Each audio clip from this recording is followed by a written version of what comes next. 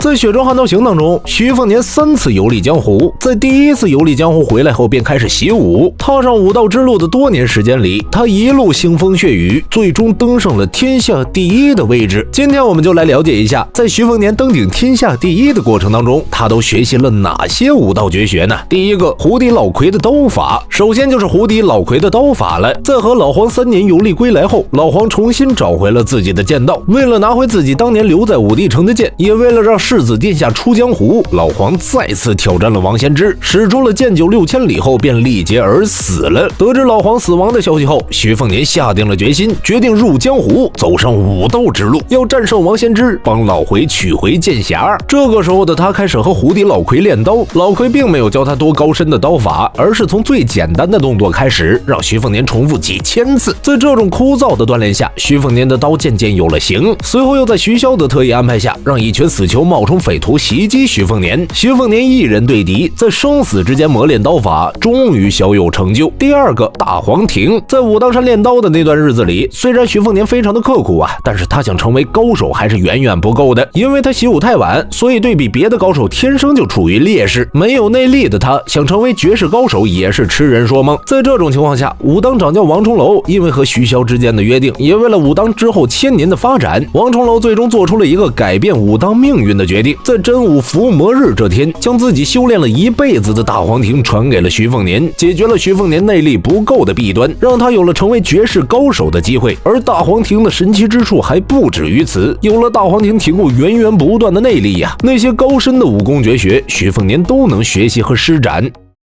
是我把你打落湖底的，今日结局还是一样。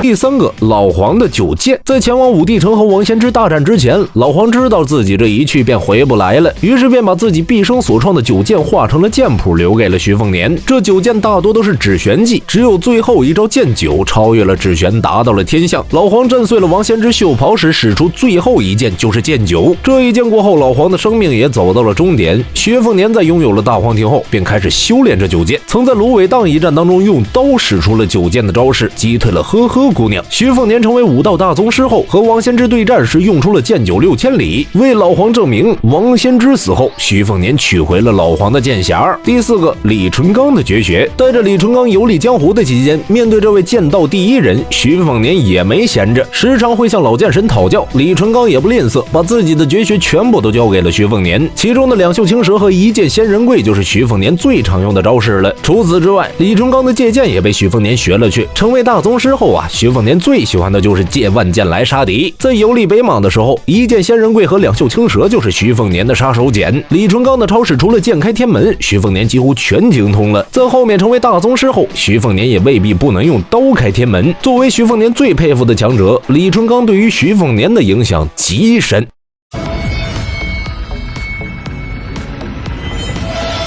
在《雪中悍刀行》当中，徐凤年3次游历江湖，在第1次游历江湖回来后便开始习武。踏上武道之路的多年时间里，他一路腥风血雨，最终登上了天下第1的位置。今天我们就来了解一下，在徐凤年登顶天下第1的过程当中，他都学习了哪些武道绝学呢？第5个，剑气滚龙臂。第2次游历江湖，徐凤年曾去见过靖安王赵恒。赵恒作为王仙芝的义子，有一本王仙芝曾经学过的刀谱，还有李淳罡当年被王仙芝折断的半柄木马牛也在他的手里。在和徐凤年见面后啊，全都送给了他。这本刀谱当中，徐凤年学习到了剑气滚龙臂，这一招也是他的杀手锏之一。在北莽和提兵山山主第5贺战斗的时候，徐凤年就是用这一招反败为胜，重创了他。第6个，旗手汉昆仑。在辉山大雪平的时候，徐凤年观战轩辕敬城和轩辕大盘之间的战斗。当时的轩辕敬城强入陆地神仙境界，面对大天象境界的轩辕大盘，引动天雷和他同归于尽。在这个过程当中，徐凤年有所感悟，偷师学到了这一手旗手汉昆仑。这一招徐凤年曾在北莽游历时用过，当时面对暴走的数万匹野牛，徐凤年为了救下那数百名牧民，他调动体内大黄庭所有的气机，用出了这招旗手汉昆仑来阻挡牛群。虽然阻挡成功，但徐凤年自己也受到重伤，精疲力竭吐血昏倒后被龙树僧人给救下。